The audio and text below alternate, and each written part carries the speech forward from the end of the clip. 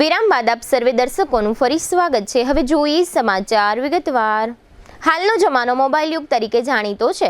મોટાભાગના લોકોને મોબાઈલની આદત પડી ગઈ છે। આ સમયે ખાસ કરીને વિદ્યાર્થીઓ અને વાલીઓને મોબાઈલનો વધુ પડતો ઉપયોગ ટાળવા અંગે અને મોબાઈલના ગુલામ બનવાને બદલે મોબાઈલના માલિક તરીકે મોબાઈલનો યોગ્ય ઉપયોગ કરવા અંગે એક અનોખો પ્રયાસ કરવામાં આવ્યો હતો। લોકોને મોબાઈલના વધુ પડતા ઉપયોગથી દૂર રાખવા માટે ગઈકાલે રવિવારે સવારે 5:30 થી 8 વાગ્યા સુધી ધોરણ 6 થી 12 ના વિદ્યાર્થી ભાઈ બહેનો માટે ફન વોકનું આયોજન કરવામાં આવ્યું હતું। આ ઉપરાંત લાઈવ ફ્લિક સંસ્થા દ્વારા વિદ્યાર્થીઓને મોબાઈલથી શક્ય તેટલા દૂર રાખવા માટે રવિવારે ફન વોક દરમિયાન joggers park, Viralbag, Satya Sai school, palace ground, Gita Mandir અને આસપાસના વિસ્તારોમાં અલગ અલગ સ્થળોએ બાળકો અને મોટાઓએ વિવિધ બેનરો અને સૂત્રો સાથે ફન વોક યોજ્યા બાદ ગીતો અને ગરબા સહિતના કાર્યક્રમ દ્વારા મોબાઈલથી દૂર રહેવા સંબંધે લોકજાગૃતિ ફેલાવવામાં આવી હતી।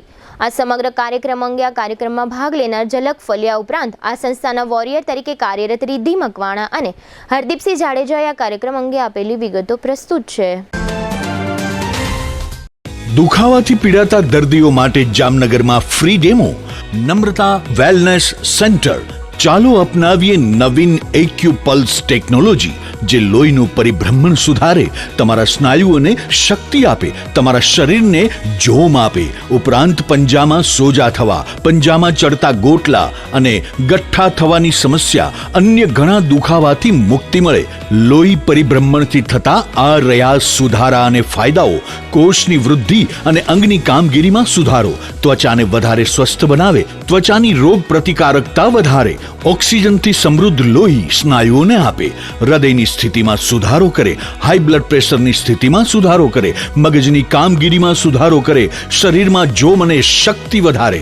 નબળા રક્ત પરિભ્રમણને પરિણામે અનેક દર્દો આવે છે જેવા કે ગઠ્ઠા થવા, સોજો ચડવો, તાણ, પગના તળિયામાં જણજણાટી, સાંધાનો લાંબા સમય સુધી દુખાવો, સ્નાયુઓ ખેંચાવા, ગોટલામાં દુખાવો। અમારા સેન્ટરમાં દરેક વ્યક્તિને રોજ 30 મિનિટ ફ્રી ડેમો આપવામાં આવશે। આ સેન્ટરમાં ફ્રી ડેમોનો લાભ લઈ દુખાવાના દર્દથી મુક્તિ મેળવો। અમે લોકોએ આજે મોબાઈલ ડી એડિક્શન માટેનો એક ઇવેન્ટ કરેલો છે અને આ ઇવેન્ટ એટલા માટે છે કે આજની જનરેશન, પેરેન્ટ્સ, એવરીવન બધાને બસ મોબાઈલનું એડિક્શન છે। લાઈફ શું છે આપણી જાત શું છે, આપણા ફ્રેન્ડ શું છે, આપણી ફેમિલી શું છે આપણે જાણી જ નથી શકતા।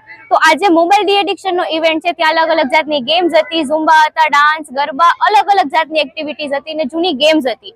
તો અહીંયા લોકો મોબાઈલને ભૂલી ગયા હતા 1 કલાક માટે। તો હવે એ લોકોને એ જાણ મળી છે કે 1 કલાક માટે ભૂલ્યા તો એ લોકોનો કેટલો આનંદ મળ્યો છે। તો હવે એ લોકો લાઈફ માટે આ બધી એક્ટિવિટીઝ અપ્લાય કરશે એ લોકો ઉપર તો એ લોકોને કેટલો લાભ મળશે। અહીંયા 300 કે 350 જેટલા લોકોએ લાભ લીધો છે। તો અમે બહુ ખુશ છીએ કે 300 કે 350 લોકો અહીંયા આવ્યા અને એ લોકોએ આનો લાભ લીધો અને શીખવા મળ્યું છે। So thank you. હું અહીંયા ફન વોકમાં આવી હતી અને અહીંથી ખૂબ સરસ વસ્તુ જાણવા મળી કે ફોનના આપણે ગુલામ નથી, આપણે ફોનના માલિક છીએ। ફોનને આપણી સાધના ના બનાવવી જોઈએ અને ફોનનો બને એટલો યુઝ ઓછો કરવો જોઈએ। જેટલા ફોનના ફાયદા છે એટલા ફોનના ગેરફાયદા બી છે, એટલે બને એટલો ફોન ઓછો યુઝ કરવો। હા, જેવી કે સ્પોર્ટ્સની કોઈ રમત છે, ક્રિકેટ છે, બેડમિન્ટન, ફૂટબોલ સાથે બેસવું, બારે હરવું ફરવું, ફોનનો યુઝ ઓછો કરવો બને એટલો।